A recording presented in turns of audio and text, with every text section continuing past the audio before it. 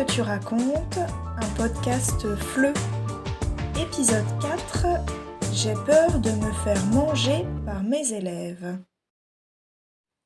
Bonjour à toutes et à tous et bienvenue dans ce 4e épisode de Qu'est-ce que tu racontes? Aujourd'hui, j'aimerais vous parler d'un sujet qui me touche tout particulièrement puisque nous allons parler d'enseignement. Comme vous le savez peut-être, si vous avez écouté le tout premier épisode de ce podcast, je suis enseignante en ligne pour des écoles polonaises et une école canadienne. En général, quand je dis que je suis enseignante de français, les gens pensent tout de suite que j'appartiens à l'éducation nationale française et que je suis en fait enseignante de lettres dans le secondaire. On utilise ce terme, le secondaire, pour parler du collège et du lycée ici en France. Le collège, c'est la structure scolaire dans laquelle on est entre 10 ans et 14 ans, et le lycée vient après, c'est-à-dire entre 15 ans et 18 ans. Avant le collège, il y a l'école primaire. Les enseignants qui y enseignent sont pour la majorité des enseignants de l'éducation nationale. Cela signifie qu'ils sont fonctionnaires de l'État, c'est-à-dire qu'ils sont payés par l'État, ils travaillent pour l'État. Moi, ce n'est pas mon cas. Je n'ai aucun diplôme d'État, je travaille pour des écoles privées qui se situent à l'étranger et en plus, je ne suis pas enseignante pour des enfants ou des adolescents, mais pour des adultes. C'est ce que j'explique aux personnes qui sont confuses quand je leur dis que je suis enseignante de français. Et souvent, on me demande pourquoi je n'ai pas préféré être professeure de l'éducation nationale. En effet, c'est une position qui est souvent bien vue parce qu'elle est synonyme de stabilité comme tous les emplois de fonctionnaires en France. Une fois qu'on est entré dans l'éducation nationale, on est sûr de recevoir un salaire correct chaque mois de l'année, on est sûr d'avoir un emploi et en plus, ce qui n'est pas négligeable, on a pendant l'été 2 mois de vacances. Aux personnes qui me posent cette question de savoir pourquoi je n'ai pas voulu être professeur de l'éducation nationale, je réponds, j'avais peur de me faire manger par mes élèves. Bien entendu, cette expression me faire manger par mes élèves est métaphorique.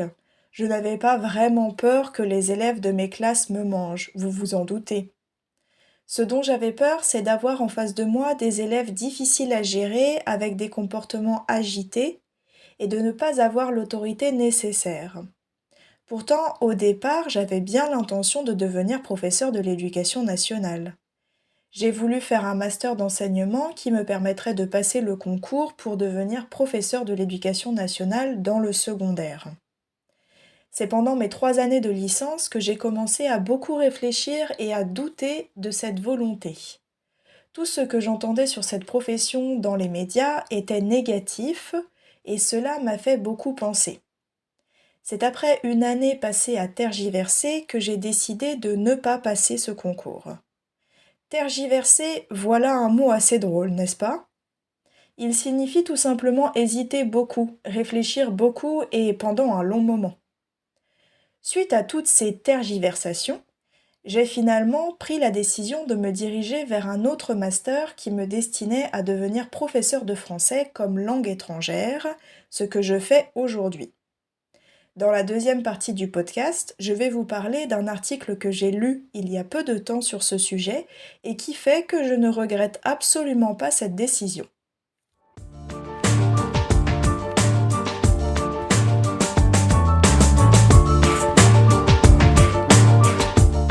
Cet article que j'ai lu une fois de plus dans le journal Les Échos, en ligne, s'appelle « Les jeunes profs épuisés de plus en plus nombreux à démissionner ». La partie qui m'a le plus marquée dans cet article, c'est celle qui parle d'un jeune homme de 25 ans, Maxime, qui, comme moi, se destinait à devenir professeur dans l'éducation nationale. Ce jeune homme a fait la première année de master d'enseignement, mais il s'est arrêté au bout de cette première année de master et il a finalement décidé de faire autre chose. C'est un témoignage que j'ai remarqué parce que ce jeune homme utilise les mêmes mots que moi pour justifier son changement de décision. Il dit dans l'article qu'il avait peur de se faire bouffer par le métier.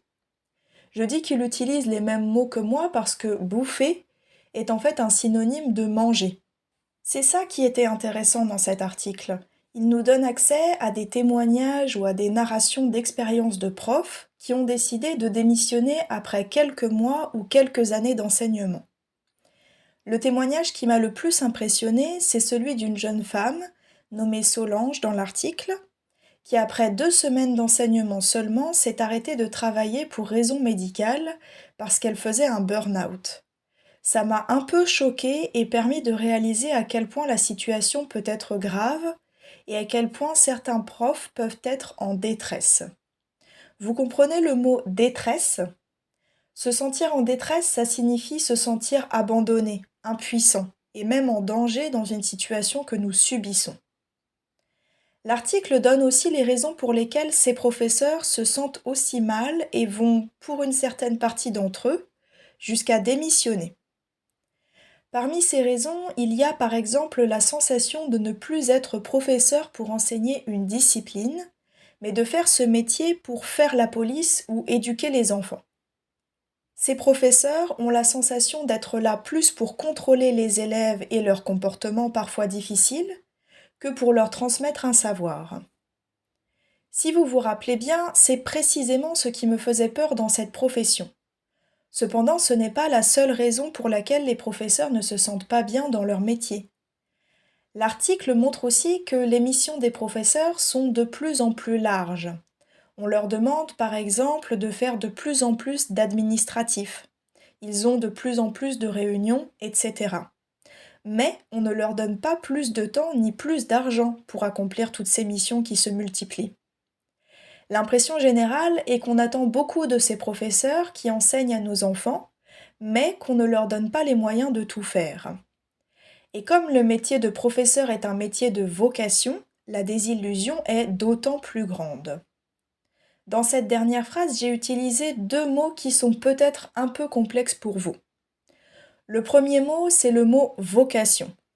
Quand on dit qu'on fait un métier par vocation, cela signifie qu'on fait ce métier parce qu'on est fait pour cela. C'est un peu comme si on était né pour faire ce métier, c'est notre destin. Et la désillusion, c'est le contraire de l'illusion. Dans notre situation, les professeurs avaient l'illusion de ce que devait être leur métier, et finalement, la réalité s'est révélée très différente. C'est pour cette raison que je parle de désillusion. Dans l'article, on cite encore d'autres raisons pour lesquelles les profs démissionnent, mais je ne pourrai pas toutes les donner ici. En tout cas, le constat est assez grave et pour conclure, j'aimerais dire que je pense, et je ne suis pas la seule, que le système scolaire français aurait bien besoin de beaucoup de changements et peut-être même d'une modification complète du système. En effet, en plus du problème de ces professeurs qui démissionnent et se sentent mal dans leur métier, d'autres problèmes comme la baisse du niveau général des élèves viennent s'ajouter. Mais ça, c'est un autre sujet dont nous parlerons peut-être une autre fois.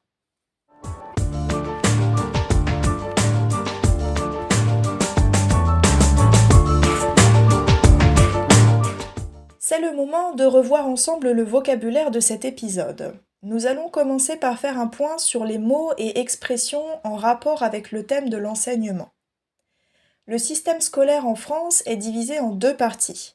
Le primaire, qui concerne les élèves de 3 à 10 ans environ, et le secondaire, qui est divisé entre le collège pour les élèves de 10 à 14 ans et le lycée pour les élèves de 15 à 18 ans.